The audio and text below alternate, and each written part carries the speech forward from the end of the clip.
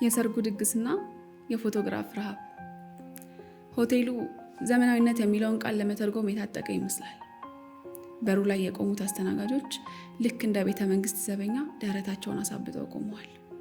ግድግዳው ላይ የተሰቀለው መብራቶች ብርሃንን ሳይሆን ሀብትን የሚረጩ ይመስላሉ።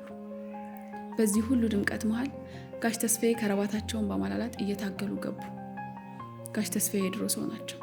ሰርግ ማለት ስጋ ተቀቅሎ ጠላ ተቀርቶ ዘመድ ተቃቅፎ የሚጨፈርበት እንጂ እንደዚህ እንደ ሙዚየም ተጠርጎና ተወልሎ አትንኩኝ የሚባልበት አይመስላቸው። ለመሆኑ ሰርገኞቹ መጥተዋል? አሉ ጋሽ ተስፋዬ አጠገባቸው ላለውና በስልኩ ፎቶ ለሚያነሳው ወጣቱ ቀና ሳይል፣ አረ ጋሺ ገና ናቸው። አሁን ፒያሳ አካባቢ ፎቶ እየተነሱ ነው። ከዛ ደግሞ ወደ እንጦጦ ሄደው ድሮን ይቀረጻሉ። ምናልባት ከምሽቱ 3 ሰዓት ላይ ይደርሱ ይሆናል አላቸው ወጣቱ። ጋሽ ተስፋዬ ሰዓታቸውን አዩ። ቀኑ 5 ሰዓት ይላል። ምን ነው ልጄ፣ ሰርግ ነው ወይስ ፊልም ነው የሚቀርጹት? ለመሆኑ እኛ እዚህ የመጣ ነው ሙሽሮቹን ለመመረቅ ነው ወይስ የሆቴሉን ወንበር ጥበቃ? ወጣቱ ሰቃለ። ጋሼ ዘመኑ ተቀይሯል። አሁን ሰርግ ማለት ቪዲዮና ፎቶ ነው። ሙሽሮቹ እኮ ከኛ ጋር ሊያሳልፉ ሳይሆን ኢንስታግራም ላይ ለመታየት ነው የሚለፉት አላቸው ወጣቱ። ጋሽ ተስፋዬ በረጅሙ ተነፈሱ። ወደ አንድ ጥግ ሄደው ተቀመጡ። ወንበሩ በጣም ከመለስለሱ የተነሳ ገባ ብለው ሲቀመጡ ይውጣቸው ጀመር። ይሄ ወንበር ራሱ ሰውን አይቀበልም። እንደ ሙሽሪት ሁሉ እሱም መታየትን እንጂ መያዝን አይወድም አሉ ለራሳቸው። በዚህ መሃል አንዲት ሴት መጡ። ሜካፕ ፊታቸው ላይ ተቀብቷል ሳይሆን ተገንብቷል ይመስላል። አይኖቿ ላይ የተለጠፈው ሽፋሽፍት ደግሞ የአይን ማረፊያ ሳይሆን የቢራቢሮ ክንፍ ይመስላል። ጋሽ ተስፋዬ ያዩአቸውና አጠገባቸው ተቀመጡ። ኦፍ ድካሙ አሉ ሴትዮዋ በደረቅ ሳቅ። ምን ነው እመቤቴ፣ እርስዎን ፎቶ ሲነሱ ነው ያሉት እንዴ? አሉ ጋሽ ተስፋዬ። ኧረ ጋሺ እኔ ሙሽራዋ እናት እኮ ነኝ። ከጠዋቱ 11 ሰዓት ጀምሮ ቢዩቲ ሳሎን ስታሽን የቆየሁት። ፊቴንማ በፖሊሽ ነው የወለወሉኝ። አሁን ራሱ መሳቅ አልችልም፣ ቆዳዬ ተወጥሯል። ጋሽ ተስፋዬ በትዝብት ታያቸው። ታዲያ ለምን አትታጠቢውም? የሰው ልጅ ፊቱን ስቆ ማሳየት ካልቻለ 100 ሺህ ብር ቢቀባው ምን ዋጋ አለው? ለመሆኑ ሙሽራዋስ? እሷን ማየት ነበር እኮ የምንፈልገው አሉ ጋሽ ተስፋዬ። ልጄማ አሁን ሞዴል ሆናለች። ቪዲዮ ቀራጩ በግራ በኩል አንዴ በቀኝ በኩል ሳቂ ያኮረፍሽ አስመስይ እያለ ሲያሰቃያት ዋለ። እውነቱን ለመናገር ሰርጉ ለእሷም ለእኛም ሳይሆን ለካሜራው ነው። ካሜራው ደስ ካለው እኛም ደስ ይለናል አሉ እናት ስልካቸውን አውጥተው ራሳቸውን ፎቶ እያነሱ። ጉድ እኮ ነው አሉ ጋሽ ተስፋዬ። በእኛ ጊዜ ሰርግ ማለት የሁለት ልቦች አንድ መሆን ነበር። አሁን ግን ካሜራና ሙሽራ አንድ መሆን ሆኗል። ሙሽራው የሙሽራዋን አይን ማየት ትቶ ካሜራውን ካላየ ፍቅር የለም። ለመሆኑ እዚህ ሆቴል ውስጥ ምግብ አለ ወይስ እሱን ፎቶ ተነስቶ ወደ ማቀዝቀዣው ተመልሷል? የእናቲቱ ፊት በድንገት ተቀየረ። ምግቡማ ገና ነው። ሙሽሮቹ ገብተው ኬክ ቆርሰው ሻምፓኝ ፈንድቶ 100 ሺህ ፎቶዎች ተነስተው ከዚያ በኋላ ነው ምግብ የሚቀርበው። ምናልባት 4 ሰዓት ላይ። ጋሽ ተስፋዬ ሆዳቸውን አዩ። 4 ሰዓት? ልጄ እኔ እስከዛ ፎቶ ሆኜ እንዳላልቅ ነው የምፈራው። የሰው ልጅ ሆዱ ደግሞ ዲጂታል አይደል? ሲስተም ወድቋል ብለሽ ልታታዩ አትቺ። በዚህ መሃል ሙዚቃው በከፍተኛ ድምፅ ተከፈተ። የሰርጉ ፕሮግራም መሪ ማይክሮፎኑን ይዞ መድረክ ላይ ወጣ። ሌዲስ ኤንድ ጃንትልማን፣ ታሪካዊው ሰዓት ደረሰ። ሙሽሮቹ አዳራሹ ደጃፍ ደርሰዋል። ጋሽ ተስፋዬ ቀና አሉ። እሰይ አሁን መጡ። ቆይ ይሄ ታሪካዊ ሰዓት የተባለው የምግብ የሚቀርብበት ነው ወይስ ጭፈራ የሚጀመርበት? ፕሮግራም መሪው ቀጠለ። ነገር ግን ሙሽሮቹ ከመግባታቸው በፊት ሙሽራው ለሙሽራዋ የገዛላትን ሰርፕራይዝ ቪዲዮ በትልቅ ስክሪን እንመለከታለን። አዳራሹ ጨለመ። ጋሽ ተስፋዬ ግን ጨለማ ውስጥ ሆነው ይሄማ የፍቅር ጉዞ ሳይሆን የካሜራማኑ ሰውዬ የባንክ አካውንት የሚያድግበት ጉዞ ነው ብለው አጉረመረሙ። ቪዲዮ ተጠናቆ መብራቱ ሲበራ አዳራሽ ውስጥ ያለው ጭስ እንደ ጉም ተትረፍርፎ ነበር። ጋሽ ተስፋዬ ሳልመታቸው። ኧረ ለመሆኑ ሰርግ ነው ወይስ የእንጨት መጋዘን ፋብሪካ? ይህን ያህል ጭስ ካለማ ምግቡን መብሰል ነበረበት አሉ ኮታቸውን እያረገፉ። በዚህ መሃል ሙሽሮቹ በጭሱ መሃል እንደ መናፍስት ብቅ አሉ። ሙሽራው በአዲሱ ሱፍ ውስጥ ታፍኖ አንገቱ ላይ ያለው ከረባት እንደ ገመድ ሊያንቀው ሲታገል ይታያል።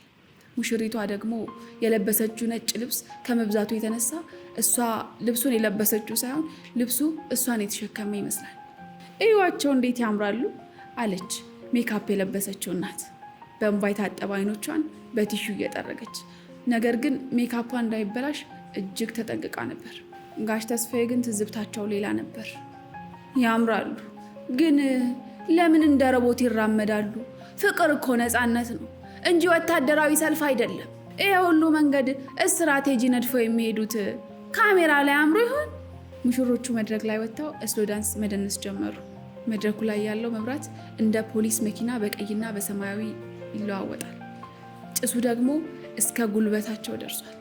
ጋሽ ተስፋዬ አጠገባቸው ወደ ተቀመጠው ወጣት ዞር አሉ። ልጄ ይሄ ጭስ ምንድን ነው? ሰዎቹ እግራቸው እንዳይታይ ነው ወይስ መሬት ላይ መቆማቸውን እንዲረሱ ተፈልገው? ወጣቱ ሳቅ አለ። ጋሼ ይሄ እኮ ክላውድ ኢፌክት ይባላል። ደመና ላይ ሆነው እንደሚደንሱ ለማሳየት ነው። ፎቶ ላይ ሲወጣ በጣም ክላስ አለ አላቸው። ደመና ላይ? ጋሽ ተስፋዬ አገጫቸውን ያዙ። እንዲያው ምግቡም ከሰማይ ነው የሚወርደው ማለት ነው። እኔ ግን መሬት ላይ ነኝ፣ ሆዴም መሬት ላይ ነው። ይህን ሁሉ ጭስ ከምንታፈን ቢሮ ውስጥ አንድ የክትፎ ሽታ ቢለቁልን ኖሮ ክላሱ ያኔ ይታይ ነበር። ጭፈራው አበቃና ሙሽሮቹ ወደ ወንበራቸው አመሩ። አሁን የፎቶ ሰዓት ተባለ። የቅርብ ዘመድ፣ የሩቅ ዘመድ፣ የድርጅት ሰራተኛ፣ የሰፈር ልጅ ሁሉም ተራ እየያዘ መድረክ ላይ ይወጣል። የሚገርመው ግን ማንም ሙሽሮቹን እንኳን ደስ አላችሁ አላላቸውም ነበር። ሁሉም የሚሮጠው ለፎቶ አንሺው አመቺ ወደ ሆነው ቦታ ነው። ቺዝ ይላል ፎቶ አንሺው፣ ቺዝ ይላሉ። ልባቸው በረሃብ እየተቃጠለ። ጋሽ ተስፋዬ ወረፋውን አዩት። ይሄ እኮ የሰርግ ቤት መድረክ ሳይሆን የፓስፖርት ፎቶ ቤት ሆነ። ሰው ሙሽሮቹን መርቆ ሳይሆን ፎቶ ተነስቶ ፌስቡክ ላይ አቴንድ ማድረጉን ለማረጋገጥ ነው የሚጋፋው። ለመሆኑ ፎቶግራፍ አንሺው ምግብ ቀርቧል የሚል ፎቶ መች ነው የሚያነሳው? በዚህ መሃል አንድ አስተናጋጅ በግርግር ውስጥ አልፎ ሲሄድ ጋሽ ተስፋዬ ያዙት። አንተ ጎበዝ፣ ለመሆኑ ይሄ ምግብ የሚባለው ነገር ካሜራ ሻይ ነው እንዴ? ለምን አይወጣም? አስተናጋጁን ፈገግ ብሎ ጋሼ ገና ነው፣ አሁን ቄክ ቆረሳ ነው። ከዚያ ደግሞ ሙሽራው ለሙሽሪት ግጥም ያነብላታል። ከዚያም ደግሞ ሙሽራዋ ለሙሽሪት ሰርፕራይዝ ጭፈራ ትጨፍርለታለች። ከዚያ በኋላ ማን ይሞታለው አሉ ጋሽ ተስፋዬ። ስማኝ ልጄ፣ ሰርፕራይዝ ማለት እኮ ያላሰብከው ነገር ሲመጣ ነው። እኔ ግን አሁን ምግብ ቢመጣ ነው ሰርፕራይዝ መሆኑ። ሌላውማ ድራማ መሆኑን አውቃለሁ። በእርግጥም ሰርፕራይዙ ቀጠለ። ሙሽራዋ ድንገት ተነስታ ከጓደኞቿ ጋር ዘመናዊ ጭፈራ መደነስ ጀመረች። ጀርባዋን ሰጥታ ትወዛወዛለች። ጋሽ ተስፋዬ ግራ ገባቸው። ይቺ ልጅ ምንድን ነው የምትሆነው? ሙሽራ እኮ የቤት እመቤት፣ የትዳር አምድ ትሆናለች ተብሎ ነው የሚጠበቀው። ይቺ ግን ናይት ክለብ ያለች ነው የምትመስለው። እናቲቷ ቅድም ልጄ ሞዴል ሆናለች ሲሉኝ ሰውነቷን ሸጣለች ማለታቸው መስሎኝ ነበር። ለካ ጭንቅላቷን ለካሜራ ሸጣለች ማለታቸው ነው። በመጨረሻም ከምሽቱ 4 ሰዓት ሲሆን ፕሮግራም መሪው አበሰረ።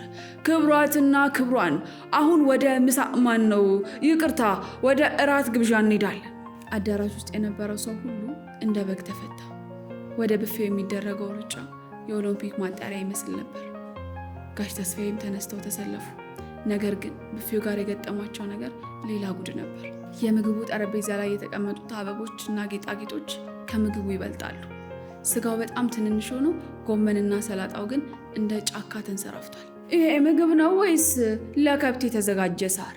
አሉ ጋሽ ተስፋዬ ማንኪያቸውን ይዘው። እንኳን ቺዝ አላችሁን እንጂ ይሄንንማ በላንም አልበላንም ፎቶ ላይ ጥጋብ አይታይበትም። አጠገባቸው የነበረው ዲያስፖራ ወጣት ሰላጣውን በስልኩ እያነሳ ዋው the presentation is amazing ይላል። ጋሽ ተስፋዬ ዞር ብሎ አዩት። ልጄ ፕሬዘንቴሽን ሆድ አይሞላ። እኛ እዚህ የመጣ ነው ዶክመንታሪ ፊልም ልንሰራ ሳይሆን ሆዳችንን ልናሳድር ነው። ለመሆኑ ይሄ ፕሬዘንቴሽን በበርበሬና በቅቤ ተለውሷል? ጋሽ ተስፋዬ በሳህናቸው ላይ ጥቂት ጎመንና አንዲት አጥንት ያልነካች ስጋ ቅንጣት ይዘው ወደ ወንበራቸው ተመለሱ። ምግቡን ለመቅመስ ሞከሩ። ነገር ግን ጣዕሙ ከሆቴሉ ውበት ጋር የሚጣረስ ነበር። ይሄማ አሉ ጋሽ ተስፋዬ ፊታቸውን አኮራምተው፣ ምግቡም እኮ እንደ ሰርገኞቹ ሜካፕ ተቀብተዋል። በሩቅ ሲያዩት ያምራል፣ ሲቀምሱት ግን የድሮ የቤት ወጥ ናፍቆት ያንገበግባል። ለመሆኑ ይሄ ስጋ ነው ወይስ የምግብ ማቅለሚያ የተነከረ ላስቲክ? አጠገባቸው የተቀመጠችው ያቺ እናት አሁንም በስልኳ ተጠምዳለች። ጋሺ ምግቡን ይታውትና እስቲ ይሄንን ፎቶ ይዩት። ልጄ ላይክ እየዘነበላት ነው። በደቂቃ ውስጥ 1000 ሰው ነው ያያት አለች በኩራት ደረቷን ነፍታ። ጋሽ ተስፋዬ ሳህናቸውን ወደ ጎን ገፋ አደረጉና ልጄ ላይክ ሆድ ቢሞላ ኖሮ ይህን ሁሉ ድግስ ለምን አስፈለገ? 1000 ሰው አያት አልሽ? ግን ስንት ሰው መረቃት? ስንት ሰው ከልቡስ ደስ አለው? ላይክ ከሚመጣ አንድ ሰው መጥቶ ትዳርሽ ይባረክ ቢላት አይሻልም ነበር? እናንተ እኮ የሰውን ምርቃት በስልክ ቁልፍ ቀየራችሁት። በዚህ መሃል ሙሽሮቹ ኬክ ሊቆርሱ ተነሱ። ኬኩ ቁመቱ ከጋሽ ተስፋዬ ይበልጣል። 7 ፎቅ አለው። ሙሽራዋና ሙሽሪት ጎራዴ የመሰለ ቢላዋ ይዘው ኬኩን ሊቆርሱ ተነሱ። ኬክ ነው ወይስ ህንፃ አሉ ጋሽ ተስፋዬ። ይህንን ሁሉ ኬክ ማን ይበላዋል? ወይስ እሱም እንደ ጭሱ በኖ ነው የሚቀረው? ኬኩ ተቆርሶ ለሙሽሮቹ ተጎራረሱ። ከዚያም ለተጋባዥ ታደለ። ጋሽ ተስፋዬ የደረሳቸው ቁራጭን አዩት። ክብሪት የምታህል ናት። ጉድ እኮ ነው። 7 ፎቅ ኬክ ተሰርቶ ለእኛ የሚሰጥን ግን የፎቁን ሰርቪስ የምታህል ናት። ይሄ ሰርግ እኮ የሰፊው ማስታወቂያና የጠበበ እውነት ድምር ነው ብለው ኬኩን በአንድ ጉርሻ ጨረሱት። ከምሽቱ 5 ሰዓት ሆነ። ሙሽሮቹ ደክመዋል። ሙሽራዋ ጫማዋ ተረከዝ አሰቃይቷታል።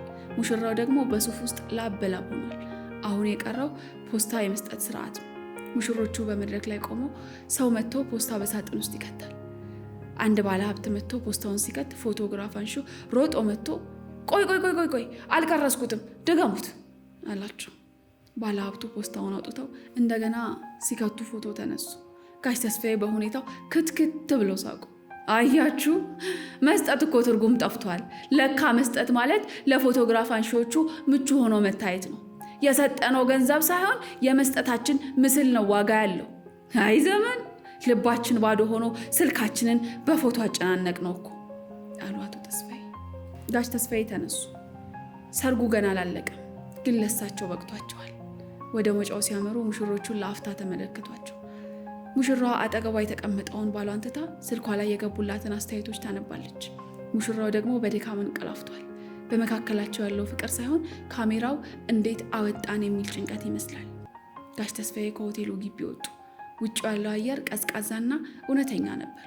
አስፓልቱ ዳር አንድ ቆሎ ሻጭ አሮጊት ተቀምጠዋል። ጋሽ ተስፋዬ ወደ እሳቸው ጠጋ አሉ። እናት 5 ብር ቆሎ ስጭኝ እስኪ አሏት። አሮጊቷ ቆሎውን እየላከች ጋሼ ከሰርጉ ወጡ እንዴ? ምን ነው ምግቡ አልበቃዎት? አይ እዚያ ውስጥ ምግቡም ሆነ ሰዎቹ ዲጂታል ናቸው። አይጠግቡምም አይጨበጡም። የእናንተ ቆሎ ግን ይቆረጠማል፣ ሆድም ይሞላል። እዚያ ውስጥ 1000 ሰው ላይክ ሲያደርግ ነበር። እኔ ግን መርቄው ልሄድ እድሜ ይስጦ አሉ ጋሽ ተስፋዬ። ጋሽ ተስፋዬ በጨለማ ውስጥ ቆሏቸውን እየቆረጠሙ መራመድ ጀመሩ። ከጀርባቸው ከሆቴሉ አዳራሽ ውስጥ አሁንም የፕሮግራም መሪው ድምፅ ይሰማል። አሁን ደግሞ ሙሽሮቹ ለፎቶ አንሺዎች ሌላ ፖዝ ይሰጣሉ። ዝግጁ ናችሁ አለ ፕሮግራም መሪው። ጋሽ ተስፋዬ ግን አልዞሩም። ፖዝ ሰጥተው የማይጨርሱ ሙታን መሆናቸውን አውቀዋል። እሳቸው ግን ወደ ቤታቸው፣ ወደ እውነተኛውና ወደ የማይቀባባው ህይወታቸው እያዘገሙ ነው።